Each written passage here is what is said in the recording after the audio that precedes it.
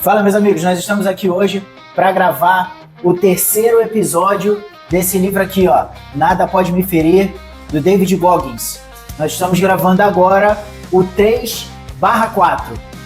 Fica ligado, logo depois da vinheta, a gente começa esse livro para vocês.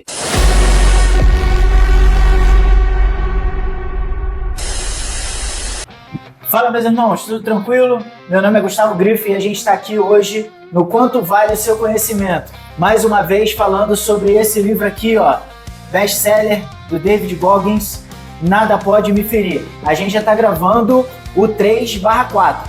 Como vocês sabem, nós vamos gravar 4 vídeos sobre esse livro, 3 falando objetivamente sobre o conteúdo do livro e o quarto a gente vai falar sobre a minha opinião sobre esse livro, tá? O que eu consegui extrair dele, o que ele trouxe para mim, se foi ponto positivo, se não foi, isso aí a gente vai deixar para o quarto vídeo.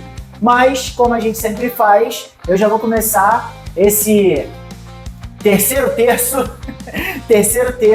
uma pedrada, que é a seguinte frase. Se liga nessa parte, tá?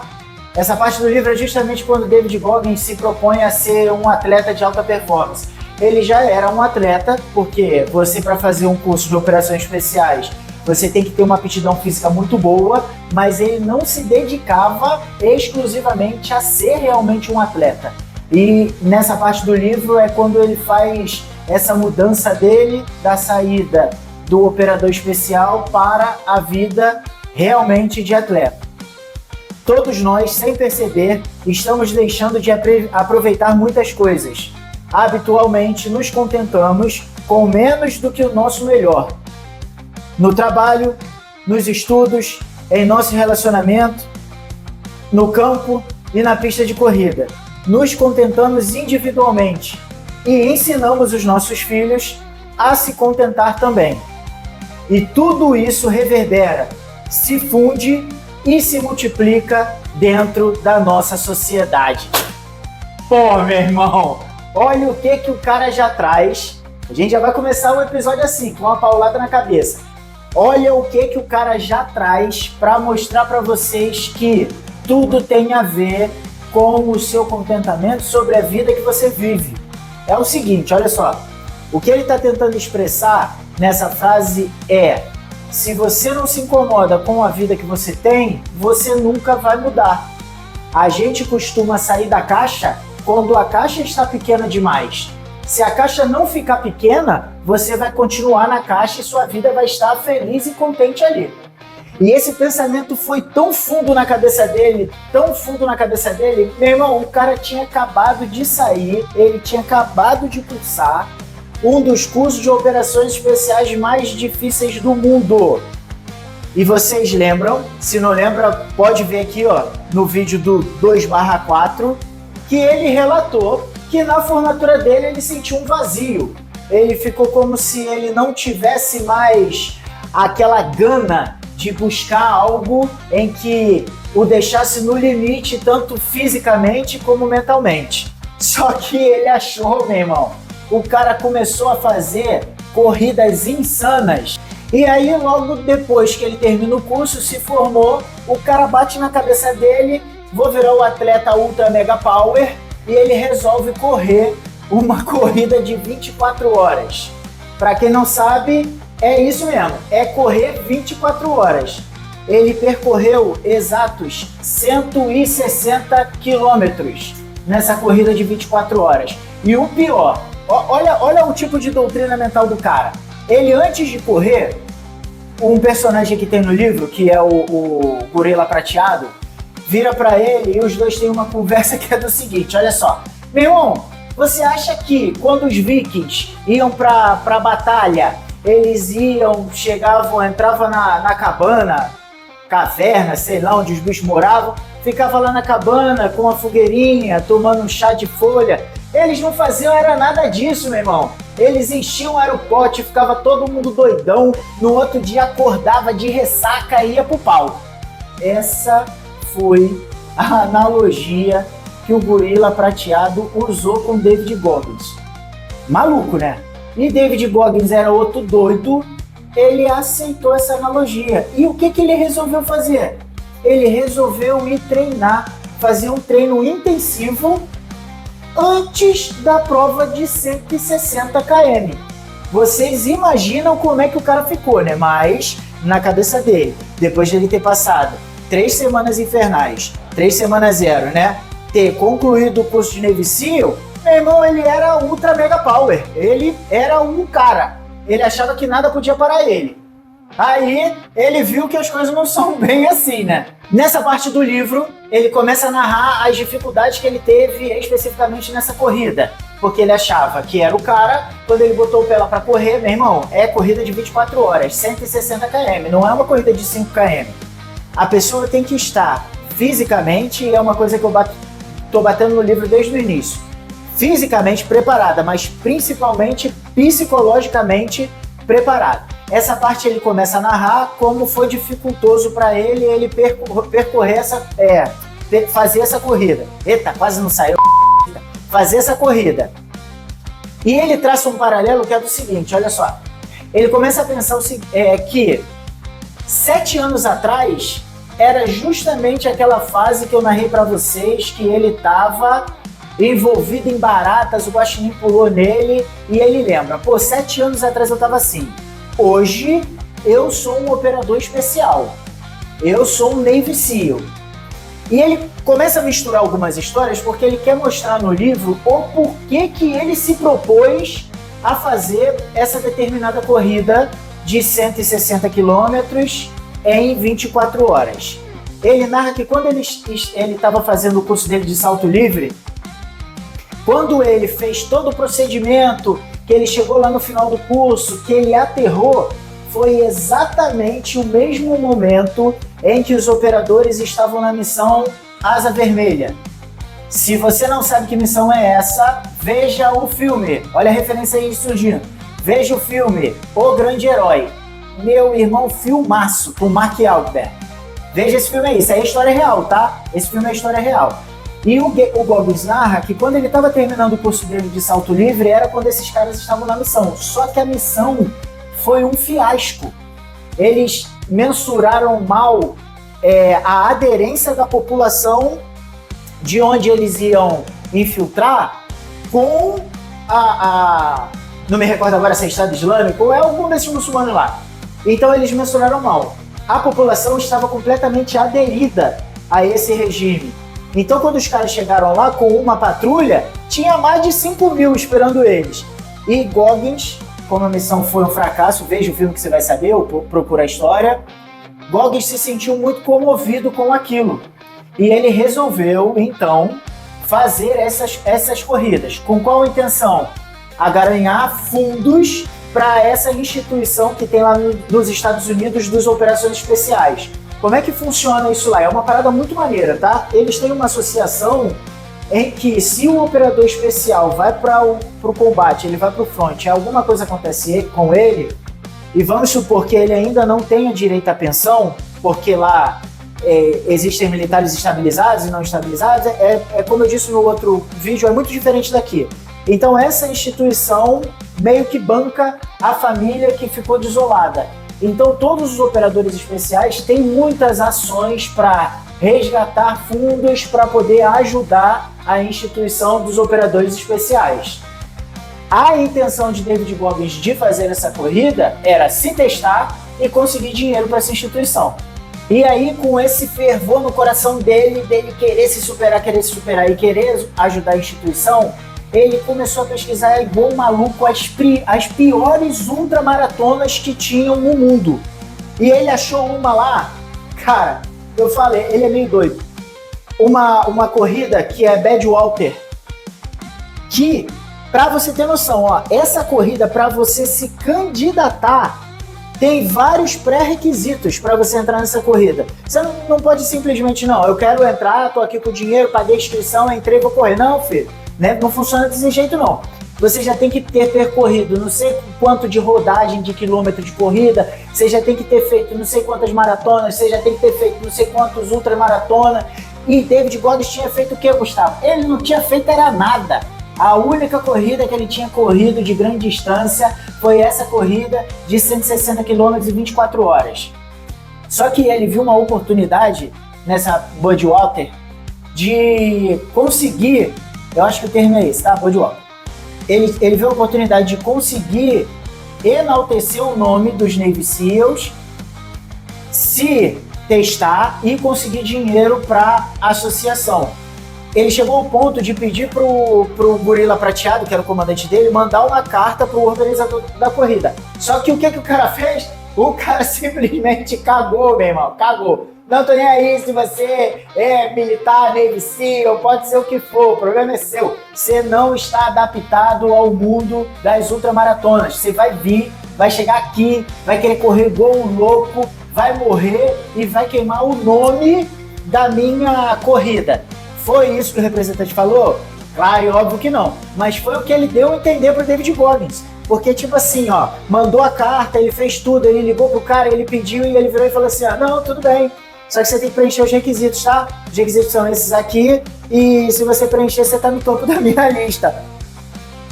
Meu irmão, se ele preenchesse, ele não precisava estar em topo de lista nenhuma. Ele ia dar pra corrida e acabou. Só que o cara foi um pouco polido e disse pra ele, ó, não, se você não tiver esses requisitos aqui, não adianta você pedir, pode pedir pra quem for, você não entra na corrida. Aí, o que aconteceu com o David Goggins, como sempre acontece com ele, dedicação total imensa, porque David Goggins ele toma algumas atitudes meio com um brilho ferido, né? Quando ele se sente ofendido, aí ele vira a chave, coloca todos os fogos dele naquela direção para provar para quem o bloqueou, para quem o desacreditou e para ele mesmo que ele é capaz de fazer aquilo ali. E aí David Goggins começa a correr as provas que eram pré-requisitos para entrar nessa famigerada ultra mega prova que era o que ele queria naquele momento.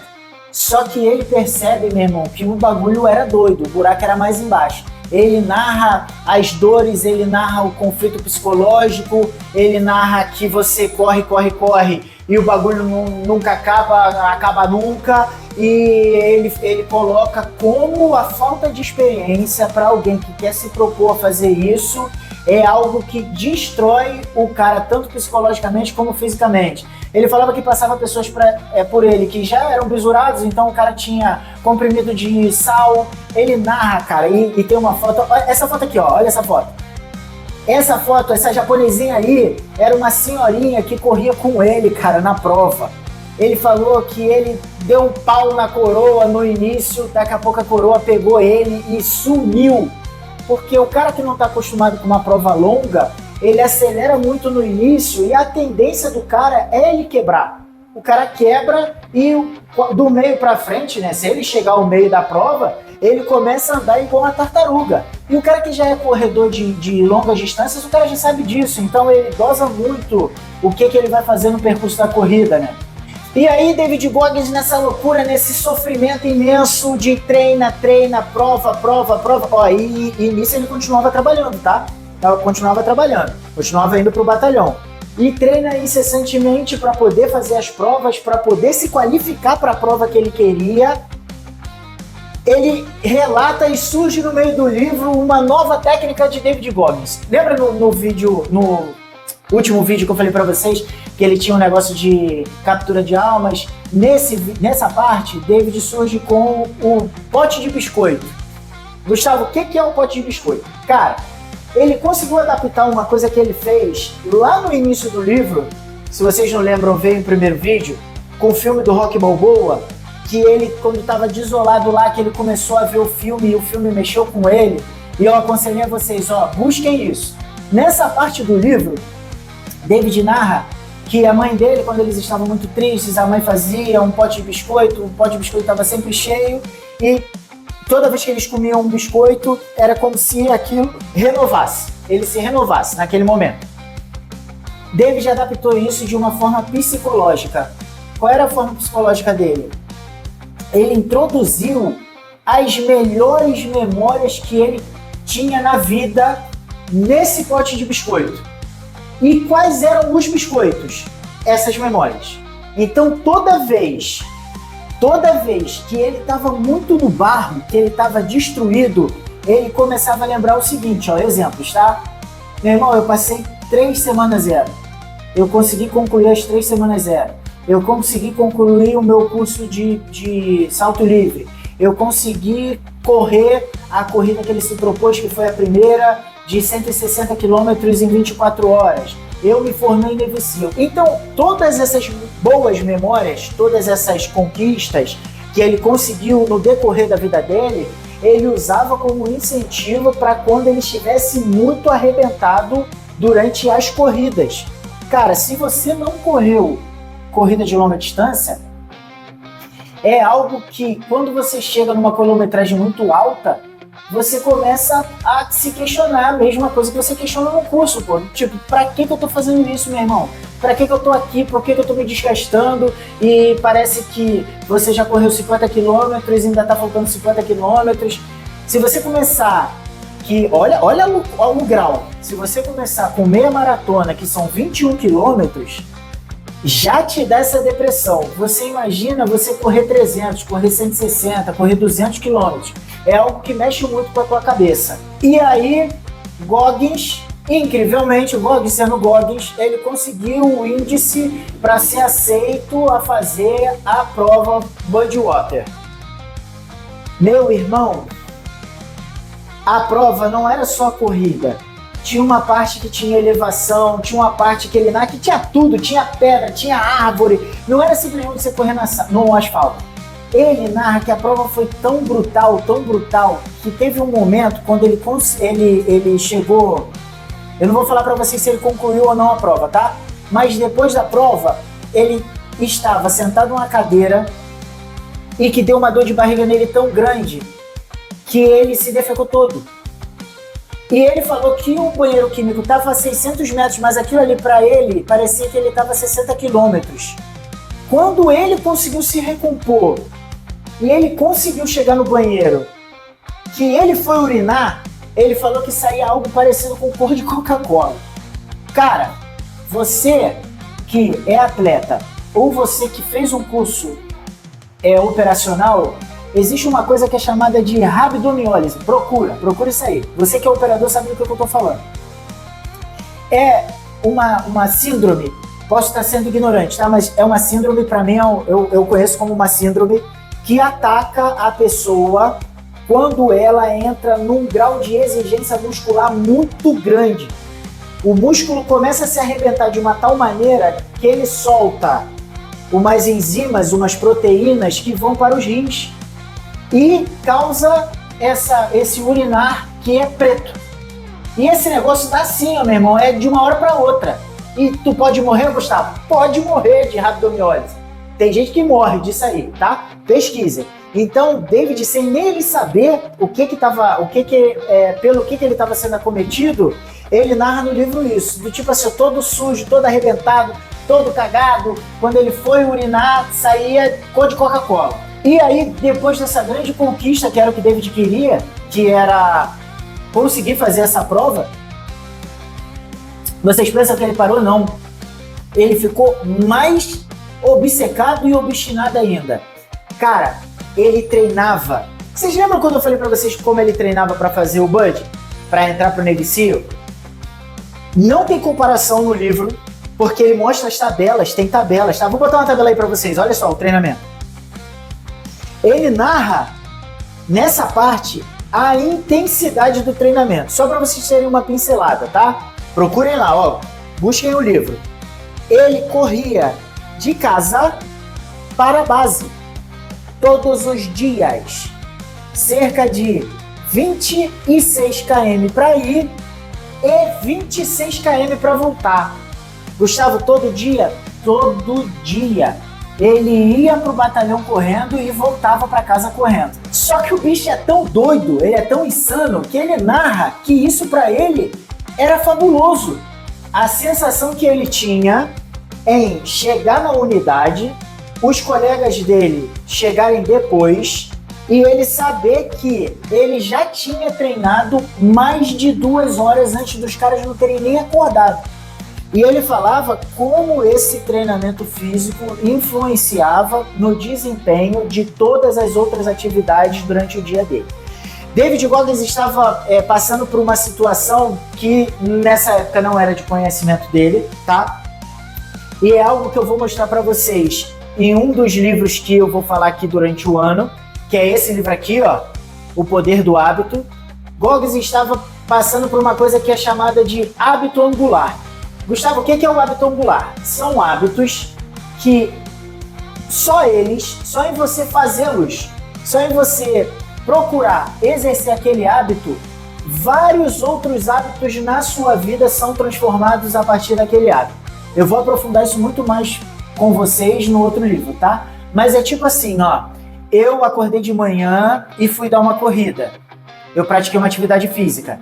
Aquilo foi estafante no momento da corrida? Foi. Mas quando eu terminei, eu tive uma carga de hormônios que me trouxe uma satisfação muito grande. Certo? Certo. Só que eu sei o sacrifício que foi eu acordar 5 horas da manhã para eu poder dar uma corrida.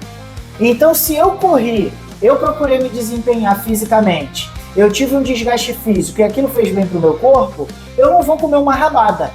Porra, eu vou comer uma comida mais leve porque eu sei que eu desempenhei muito bem de manhã.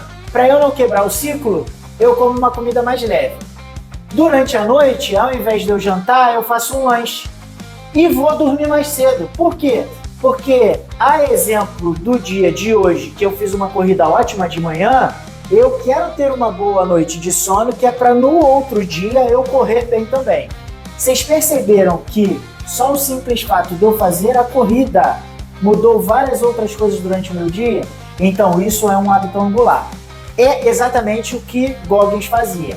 Instintivamente, ele só queria treinar e ter um alto desempenho durante as corridas. E para isso, Goggins, naqueles treinamentos loucos que Goggins faz, né? E aí, com esse treinamento, Goggins já era conhecido, porque ele já tinha feito muitas provas no meio dos ultramaratonistas. Ele já tinha... Não vou dar brecha pro quarto episódio não, tá? Mas ele já tinha um certo nome dentro das unidades de operações especiais, só que Goggins queria mais. Goggins surgiu, nessa parte do livro, com uma teoria. De onde ele tirou essa teoria, Gustavo? Das vozes da cabeça dele. Foi exatamente isso. Ele criou essa parada, que é o seguinte, olha só, que a maioria das pessoas desistem dos seus objetivos psicológicos e objetivos físicos. Gustavo, quando você fala psicológico e físico, você quer dizer o quê? Coisas que você tem que se esforçar muito. Coisas que você tem que ter abdicação, tá? Caralho, abdicação. Que você tenha que deixar coisas de lado para você conseguir concluir aquilo ali. Então ele coloca que se tem uma certa exigência forte, a maioria das pessoas desiste em 40% da energia. Gustavo, não entendi. O bagulho é esse de 40% da energia. É assim, ó. Eu tenho 100% de energia, tanto física quanto mental, para fazer uma maratona, 42 km, tá? Ele diz que a maioria das pessoas, quando chega em 40% dessa energia, a pessoa desiste. Por isso que existem mais desistentes do que não concludentes. Pô, Gustavo, não entendi de novo. Existem mais pessoas que desistem antes de concluir a prova, estou botando especificamente uma corrida de 42 km, existem mais pessoas que desistem antes de concluir do que pessoas que são impossibilitadas de concluir. Se machucou, aconteceu alguma coisa, passou mal, é mais gente desistindo do que não conseguindo concluir. E com certeza muito mais gente desistindo e não conseguindo concluir do que a gente que conclui. Então ele fala que você tem sempre que procurar alcançar o seu 100%, mesmo sabendo que quando você chegar a 40%, que o seu corpo tende a te segurar, porque ele acha que você vai morrer.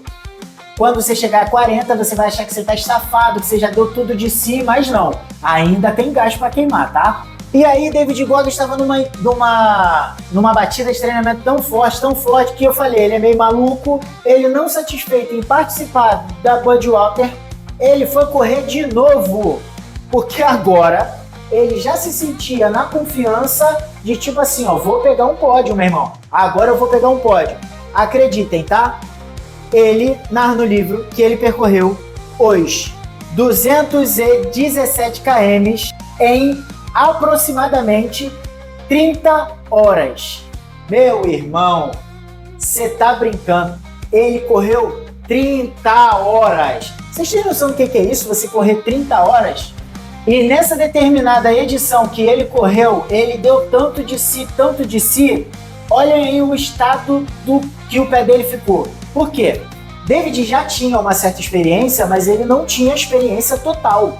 O cara que é triatleta, o cara que faz ultramaratona, não é só o treinamento e não é só o psicológico. Existem algumas manhas e alguns macetes das pessoas que já percorrem esse tipo de prova. Eu vou te dar um exemplo, tá? O que eu falei antes, pílula de sal, você transpira muito, perde os sais minerais, então você ter um comprimidinho de sal ali te dá um moral. Dependendo, se você fizer a prova no clima quente, mais sal que você tem que ingerir. Se for a prova em clima frio, de repente você comer algo que te traga mais energia, um chocolate. Você cortar, é cortar mesmo, tá, gente, que eu tô falando, e eles fazem isso. Pedaços do tênis. Por quê? Você vai correr durante muitas horas em um percurso muito longo. O que vai acontecer com seus membros inferiores? A tendência é eles começarem a inchar cada vez mais. E você imagina, você já tem um tênis que é um tênis que você corre. Geralmente a gente usa um tênis um pouquinho mais justo no pé para dar uma aderência legal. Porra, aí tu ainda vai correr 30 horas, teu pé inchou, aquele negócio vai arrochar. E cara, olha só, você correr 5 é diferente de você correr 200. Nos 200 km, qualquer costurinha da camisa, do tênis, do short, aquilo vai te causar uma aflição igual tortura chinesa, meu irmão. E aí, nesse momento em que David Goggins já era proeminente na carreira de atleta, muito mais proeminente na carreira de atleta do que na carreira de operador, mesmo sendo Navy SEAL, mesmo sendo um operador especial, David Goggins é convidado para se tornar o quê? O quê? Adivinhem, recrutador da Marinha dos Estados Unidos. Lembra que eu falei para vocês que David Goggins disse que o Steve, que foi o recrutador dele, foi o melhor recrutador que a Marinha dos Estados Unidos já teve? Vocês lembram que eu falei isso para vocês? E eu disse que ele podia falar isso com propriedade? Ele podia falar isso com propriedade, porque David Goggins, durante a sua carreira na Marinha, ele foi um bom tempo recrutador. E qual era a missão objetiva e princípio que David Goggins tinha? Ele tinha que recrutar em terreno hostil, como narrado por ele. Gustavo, o que é terreno hostil? Olha a polêmica agora que eu vou causar. Meu irmão, David Goggins tinha que recrutar grandes atletas dentro das universidades. Pô, bicho, se liga, olha só. Claro que não igual o Brasil, né? Porque Brasil é o mundo se acabando, cadeira de cabeça para baixo, é uma loucura. Mas lá, as universidades sofrem forte influência do mundo da esquerda, muito forte. E Goggins, vou deixar um comentário pro quarto vídeo. Goggins, mesmo tendo as opiniões que ele tem, que ele narra no livro, ele deixa isso bem claro. E ele demonstra como seria difícil ele recrutar universitários, tá? Só que aí, o problema é dele, meu irmão. Tu que se vira, aspira. O problema é teu. A missão dele era essa. Ele tinha que rodar as universidades dos Estados Unidos e recrutar o maior número de atletas de alta performance das faculdades. Porque lá nos Estados Unidos, as faculdades têm esse costume, tem muitos atletas. E foi exatamente o que David Goggins fez, tá? Ele foi convidado a fazer isso pelo seu alto desempenho como atleta. Então, quando ele foi convidado, e se ele foi convidado por ser um atleta e também ser um Navy SEAL, o que Goggins pensou? Pô, meu irmão, eu vou tentar criar uma engrenagem em que eu junte essas duas coisas. Só que, como eu falei com vocês, o bicho é doido, cara. Vocês sabem o que ele fazia? Ele ia dar palestra nas universidades e ele ia correndo. Corria de onde ele estava até a universidade, chegava lá pingando, só com uma camisa do Navy SEAL e ia dar a palestra. Quando não, ele dava a palestra inteira sobre o recrutamento, fazendo flexão ou fazendo barra fixa. O que isso gerava nos moleques? Cara, os moleques ficavam encantados com ele. Não está chegando aqui um maluco fardado, engomado, querendo me convencer que eu tenho que ir para a Marinha dos Estados Unidos. Não, cara, tá chegando um operador especial, ultramaratonista, super atleta.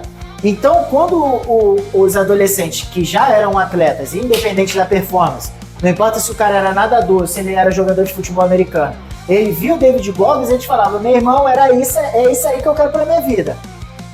O negócio ficou tão sério, o David Goggins desempenhou tão bem nessa função, ele convencia tão bem, que ele trabalhava, treinava e fazia as ultramaratonas nos finais de semana. Cara, teve um adolescente que o moleque foi de uma cidade para outra, só pra ver uma corrida do David Goggins. E ele chegou lá e falou pra ele, eu vi o senhor dando a palestra lá na outra cidade e eu vim aqui só pra ver o senhor completar. Meu irmão, tu tá ligado o que é isso? Vamos lá, vou usar uma terminologia aqui, ó. Isso é o corações e mentes. O que, na visão dele, o outro lado fazia muito bem. E ele começou a fazer, tá? Plantar uma semente na cabeça das crianças que ninguém jamais será capaz de tirar. Procurem de quem é essa frase, tá? Era o que David Goggins fazia naquele exato momento. Ele, tanto pelo desempenho físico, quanto por ele ser cursado e o seu tipo de oratória, fazia com que os atletas aderissem muito a ele ser o recrutador. Até que a vida de Goggins estava tudo bem, tudo correndo tranquilo, meu irmão. Ele treinando, ele era Navy SEAL, ele era recrutador, ele trabalhava, tudo estava maravilhoso. Cara, mas vai ser azarado no quinto dos infernos, meu irmão. A história do Joseph Klimber foi inspirada no David Goggins, não é possível. Cara, ele, um médico, descobriu, ele estava se sentindo muito estafado. Imagina você, olha só, você está acostumado a correr 50 km todo dia, tá? Caralho, Gustavo, é muita coisa, mas era mais ou menos o que ele fazia. Você está acostumado a correr 50 km todo dia e você já se conhece. Você sabe quando você chegar no 25, como é que você vai estar fisicamente, você sabe quando você chegar no 30, como é que você vai estar, você sabe que no 10 você está dando gás, você sabe que no 5 é um momento onde tudo começa a doer até você aquecer e continuar correndo. E ele se sentia muito estafado. O que não era o normal para David Goggins. Ele fazia as provas com uma certa facilidade já, ele já estava muito bem. E ele procurou um médico. Cara, esse médico que tratou o David Goggins identificou que o David Goggins tinha um buraco no coração. Um buraco no coração e que ele tinha que ser operado. E que, se David Goggins tivesse descoberto essa patologia antes, não era para ele ter feito nada do que ele fez. Passado por 3 semanas infernal, passado pelo curso do Navy SEAL, feito todas essas loucuras dessas corridas que ele fazia, não era para ele ter feito, porque aquilo ali era um real risco de morte. E aí o médico indica David Goggins a operar o coração para tentar resolver esse buraco que ele tinha. Só que ainda bem, David Goggins faz a operação, mas não foi só uma, ele teve que refazer. Com ele nada é um só, né? Não é uma prova, não é uma operação, não se quebra uma vez, não. Tudo tem que ser mais de uma vez. Ele fez a operação, ele ficou curado, só que aquele negócio, ele é meio masoquista, cara. Aquele negócio dentro dele não passava. O cara já era Navy SEAL, o cara já era ultramaratonista, ele era recrutador, ele era operações especiais, mas para ele ainda não era suficiente porque ele queria se testar. Ele decide prestar o teste para ser Ranger. Tá, Gustavo, por que você fez tanta ênfase no David Goggins ser Ranger? Olha só, vou explicar para vocês qual é essa ideia. Vamos traçar um paralelo para cá, para o Brasil, tá? Imagina, olha só, eu tenho a Marinha e eu tenho o Exército, eu tenho a Aeronáutica. Ótimo. O que David Goggins queria fazer é assim, ó, é um cara que cursou Comanf, Comandos Anfíbios da Marinha do Brasil, e depois de ter concluído o curso, ele simplesmente deu na cabeça dele que ele ia fazer também o Comandos, que é do Exército. Então é mais ou menos nessa batida.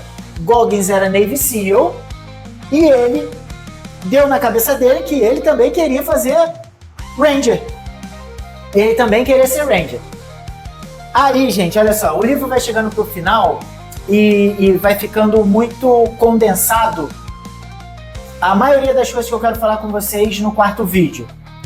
David Goggins, claro, a maturidade vai trazendo isso, ele começa a identificar o seguinte, olha só, muito dos traumas que ele carrega e que ele carregava, muitas coisas que ele sofria era um produto, talvez, das suas próprias ações. Do tipo de postura que David Goggins tinha, tá? Vou dar um exemplo para vocês. Ele dizia que ele queria ser o raro entre os raros. Então isso soava meio arrogante. Então pelo ego dele, ele foi meio que... a chibata dele foi mais dolorida. A chibata não. Pela arrogância dele, a chibatada animal dele foi mais dolorida. David Goggins foi prestar a prova, o teste para poder fazer Ranger. Tomou pau. Não conseguiu ser aprovado. Foi intencional essa arrebentada do David Goggins? Leiam o livro e tirem as conclusões de vocês, tá? Só que o bicho não desiste. Ele tentou de novo. Conseguiu, concluiu o curso. David Goggins se tornou o primeiro e até onde eu sei o único cara a ter os dois cursos, Navy SEAL e Ranger americano. E esse curso foi muito emblemático. O David Goggins já queria continuar se desafiando. Olha isso, o cara, como eu narrei para vocês, ele já era Navy SEAL, ele era ultramaratonista, ele já estava fazendo triatlo, ele cursou, fez o Ranger, também era Ranger, só que o bicho não queria parar. Qual era a invenção maravilhosa de David Goggins nesse exato momento? Ele queria entrar pro Guinness Book. Ele simplesmente botou na cabeça dele que ele conseguia entrar para o livro dos recordes. Todas essas ações do David Goggins que não tinham a ver com a vida e vivência dele de caserna, era voltado para a instituição e a associação dos operadores especiais, tá? Então, qual era a ideia de David Goggins? Olha só, vou me submeter ao teste de barra fixa para entrar no Guinness Book e o dinheiro que eu ganhar eu vou reverter para a associação. Pô, uma parada muito honrosa, né? Pouco a gente vê isso aqui no Brasil. Gustavo, ele estava fazendo exclusivamente para isso? Não, não estava. Ele queria se testar. O David Goggins tem isso de levar quase ao limite, né? Então ele queria se testar. E junto do se testar, ele podia fazer uma bondade que era pegar esse dinheiro que ele ia ganhar e dar para a associação. David Goggins foi fazer o primeiro teste dele com o pessoal do Guinness Book, estava treinando igual um maluco, estava tirando de letra, só que quando ele foi fazer o teste, e eu não vou contar muito sobre isso para vocês, a barra não era exatamente como ele treinava. Então, como nada com ele é uma vez só, David Goggins não conseguiu de primeira entrar para o Guinness Book. Mas ele fez a segunda vez. E dessa determinada segunda vez, treinou muito mais, teve percalços. Olha as fotos aí, principalmente a foto da mão dele. Ele teve percalços no caminho, mas ele conseguiu concluir e entrar para o Guinness Book como o cara que fez maior quantidade de barra fixa num determinado período do tempo. Cara, existem alguns problemas que acontecem com David Goggins, principalmente problemas de saúde. Vocês vão ver no decorrer do livro que acontece isso muito com ele. Que, ao meu ver, não sou profissional de educação física nem médico, mas talvez seja porque ele leva o corpo dele muito ao extremo. Nessa parte que ele começa a correr enlouquecidamente, fazer essas ultramaratonas e tudo, ele sofre por algum mal que eu não sei, nem ele consegue descrever muito bem, em que ele volta a ficar com essa estafa que ele tinha. E ele fica preocupado de ser o coração, tá? Mas não é o coração. Os médicos não conseguem descobrir o que acontece com o David Goggins. Mas ele fazia uma caminhada e ficava muito cansado. Até que ele começa a fazer um processo de alongamento. Vai entender.